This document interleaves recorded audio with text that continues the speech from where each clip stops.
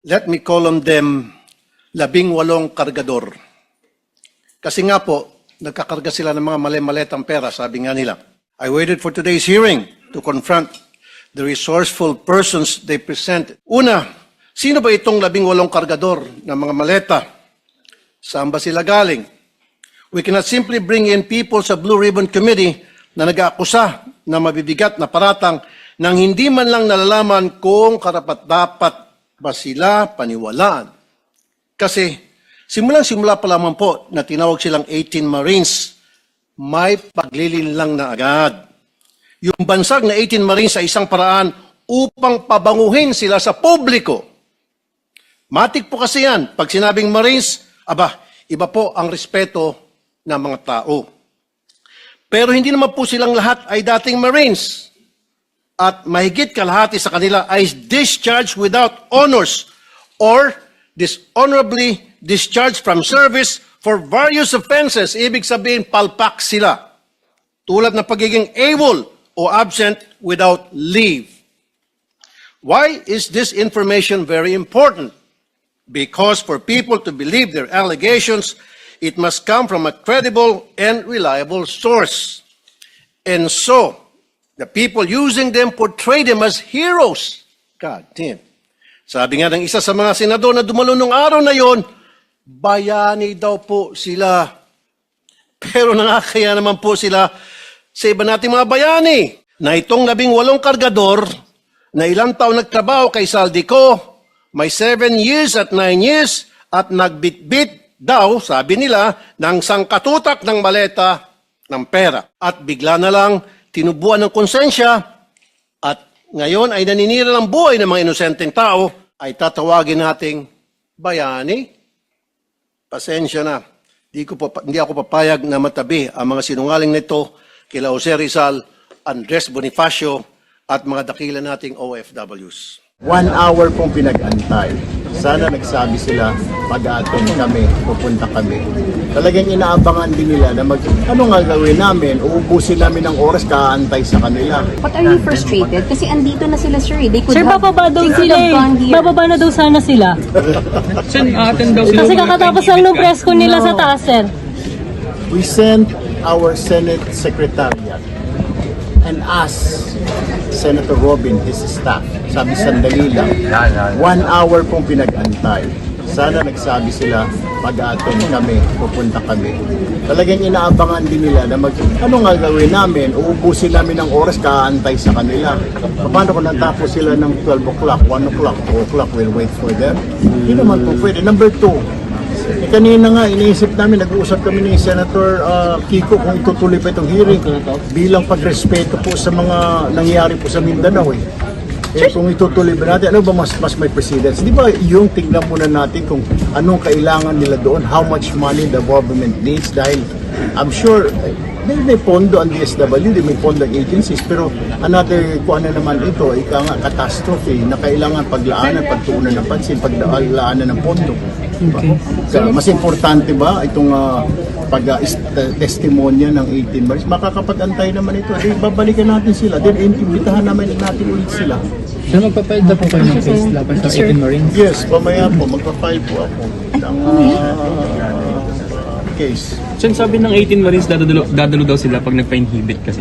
Pag iba daw yung mag-present. Definitely. I mean, ang problema, hindi pa nga natin ma-establish dahil hindi pa nabubuo yung committee dahil kailangan mo na pag-usapan sa floor. Definitely, yung sinasabi lang mag-inhibit, definitely mag-inhibit ako. Plano ko nga sana eh, kaso mga meeting pa lang ito. Pag sa hearing proper, I will announce, I will inhibit, or magtatayo kami ng subcommittee kaya pag-uusapan din sa floor na let Senator Kiko to handle it. Itong flood control. Ang problema kasi, wala tayong katapusan itong investigasyon. Naibigay na pala ni Senator Ping yung kanyang report sa ombudsman. Kaya may mga na kasuhan na, may mga na warrant of arrest na, may piniprepare pa ngayon na ma-arresto. Because of the result of the Blue Ribbon hearing natin previously under Senator Ping. Yung mga problema nun, redundant na lang, babanggitin na naman si ganito, si ganito. Will you still invite them pag nag-hearing proper na itong 18 bodyguards? Of course. I mean, gusto nga natin marinig, di ba? Gusto sila i-confront. And that's one of the reasons kaya ayaw sumunod ayaw pumunta itong mga congressman kasi wala silang makompronta eh. They want to confront. They told me, sila JCA, sila Congressman Albert, pupunta kami dyan pag inaandyan sila. Sabi ko, okay, no problem. Okay. Thank you, sir. Thank you. Alright mga kababayan, so gawan po natin ng reaction video and also magbigay din tayo ng personal opinion dito po sa mga naging pahayag ng magkapatid na Tulfo, no? So unahin na natin dito si Senator Raffy Tulfo na binansagan niyang kargador itong 18 ex-Marines mga kababayan, no? Na tila literal na kanyang ipinagkakalandakan na itong 18 ex-Marines ay isang kargador ng di umano'y mali-malitang pera na i-deliver, no, sa iilang pinangalanan ng 18 ex-Marines. So nakakalungkot lang mga kababayan na tila itong si Raffy Tulfo ay pasmado ang bibig, no?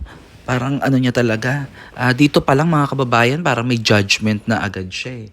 Kaya hindi talaga magtataka na makikita nyo talaga kung paano itrato ng minority na ngayon ay sinasabi nilang sila ay majority. Yung pagdating sa pag-handle dito sa kaso ng investigasyon pagdating sa flood control scandal. So pagdating naman dito ngayon mga kababayan kay Raffy Tulfo, sinasabi niya na hindi daw ito maituturing na mga bayani, no, sapagkat hindi daw siya makakapayag na maitabi sa pangalan ni Jose Rizal, ni Andres Bonifacio, kung sino mang mga bayani at mga OFW nga daw itong 18 ex-Marines na nagpakilala at nagbigay ng kanilang salaysay patungkol nga po dito sa kanilang nalalaman sa malawakang pagnanakaw po sa Kabanang Bayan. Bukod pa dyan ay kina-question niya pa rin yung kredibilidad ng mga 18 ex-Marines at yung identity ng mga ito, no? Samantalang ito ay kung maalala ninyo mga kababayan, nagkaroon ng pagtawag ng NBI, actually 2 beses nga ata, yun sinabi din ni Attorney Balicod yun, yung abogado ng 18 ex-Marines na nagkaroon or nagkandak ng identity investigation chuchu ang NBI at parang 2 beses atang nangyari yan, no? So doon pa lang mga kababayan, na-confirm na nila na talagang nagsasabi ng totoo itong 18 ex-Marines, no, sa kanilang naging posisyon noon sa gobyerno. So mga kababayan, kasi ang inaano dito ni Raffy Tulfo, parang bakit to ginamit pa daw yung word na Marines, no? Kasi syempre pag sinabi mo nga namang Marines, mataas ang respeto ng mga tao. Kumbaga, uy, parang mahuhook agad yung mga tao na talaga mga Marines nagsalita, ganyan-ganyan. So hindi naman maikakaila mga kababayan na sila naman talaga ay naglingkod, nagtrabaho sa gobyerno ng mga panahon na yon. So again mga kababayan, hindi naman nila kiniklaim na sila ay kasalukuyang Marines at nasa serbisyo pa. Kaya nga tinawag silang ex-Marines, di ba? So sinasabi dito ni Raffy Tulfo na mahigit kalahati or kalahati sa kanila ay hindi naman Marines. Ganun ba yun yung pagkakaano niya? So correct me if I'm wrong mga kababayan. So nakakalungkot lang mga kababayan kasi dito pa lang nga hindi pa nila nakakaharap itong mga Marines. Ganito na.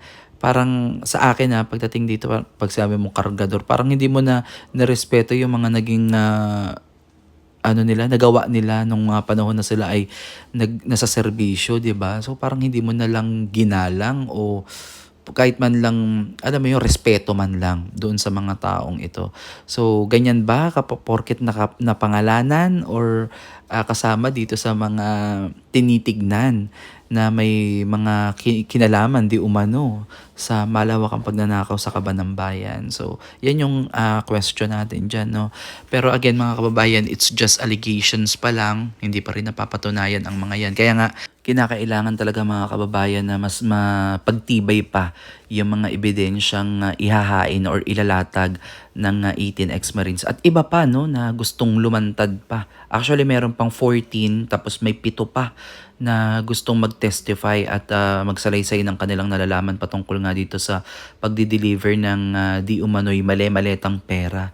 So again mga kababayan, itong kay Erwin Tulfo naman na nagpa-unlock ng interview sa mainstream media at sinabi kasi doon, ang tanong sa kanya, hindi na ba nila i-accommodate yung 18 ex-Marines kasi nandiyan na din sa Senado yun eh. Kumbaga press con lang o nagsalita lang itong press briefing yung kampo ng 18X Marines kasama si Senator Robin Padilla kanina upang ihayag yung kanilang statement. Kasi syempre, anything happen na pag nandun na sila sa floor at sila ay nagkakandak na ng although wala pa namang testify doon kasi parang iba naman ata yung nila yung topic nila doon. Pero patungkol pa rin naman sa flood control yun.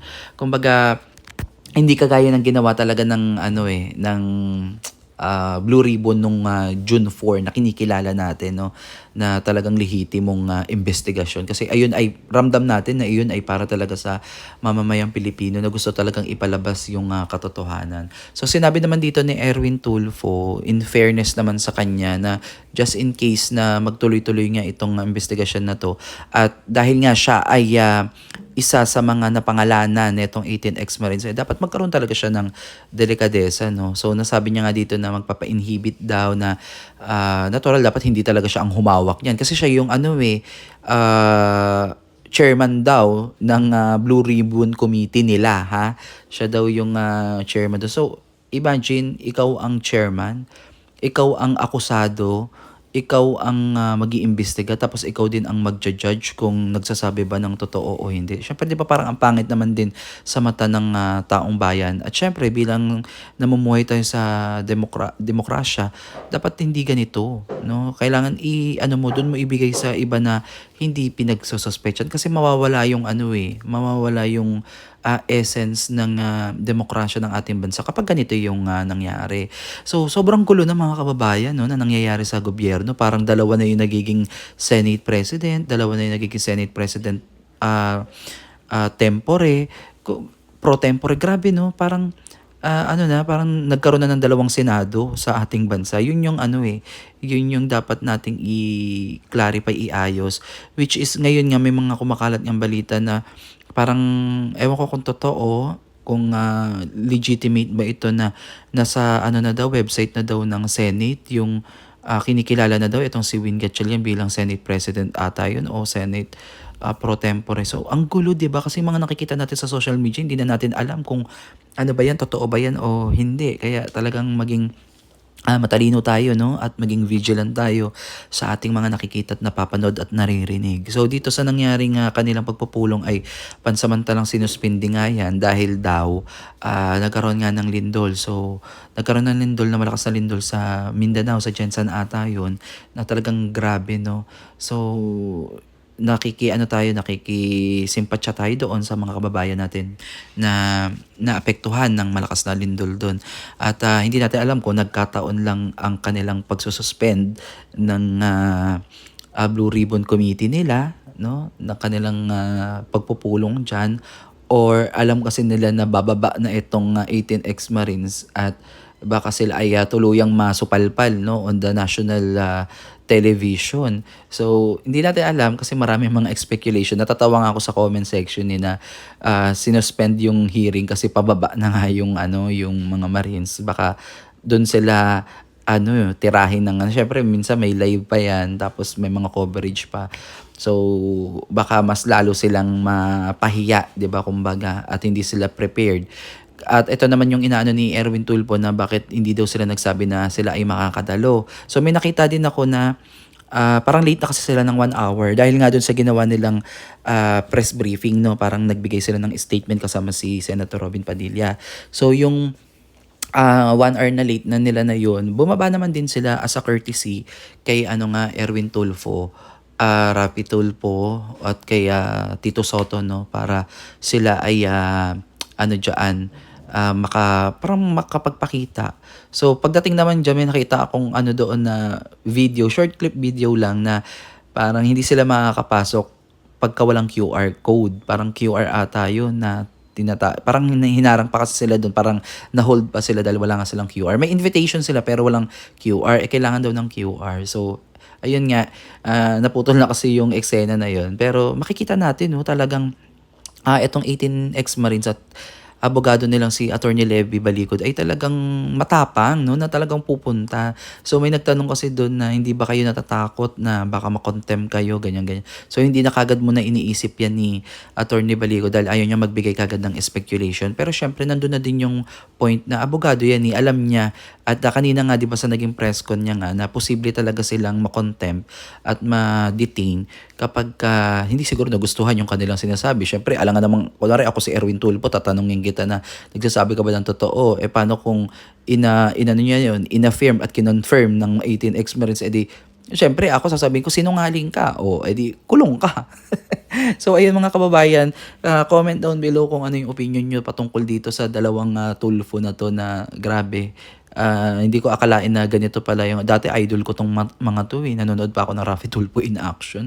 So dito kasi sa flood control scandal ang tagal nilang nanahimik dito mga kababayan, 'di ba? Hindi natin masyadong naririnig yung mga Tulfo pagdating dito, samantalang sa radyo, sa YouTube talagang maingay sila pagdating sa mga problema ng pamilya, mga chismis, mga ganyan. So again mga kababayan, kayo nang humusga dito sa mga narinig ninyong pahayag. At kung gusto niyo mapanood ng kabuuan yung konteksto na to, panoodin niyo yung naging hearing ng minority. Majority daw sila dito sa sa Senado. Tapos panoodin niyo din mga kababayan yung iba pang mga interview, yung kabuuang interview sa Facebook page ni Senator Robin Padilla. Nandun naka-upload yun yung panayam niya sa 18X Marines at kay Attorney Levy Balicod. So maraming salamat po sa inyong lahat at God bless po.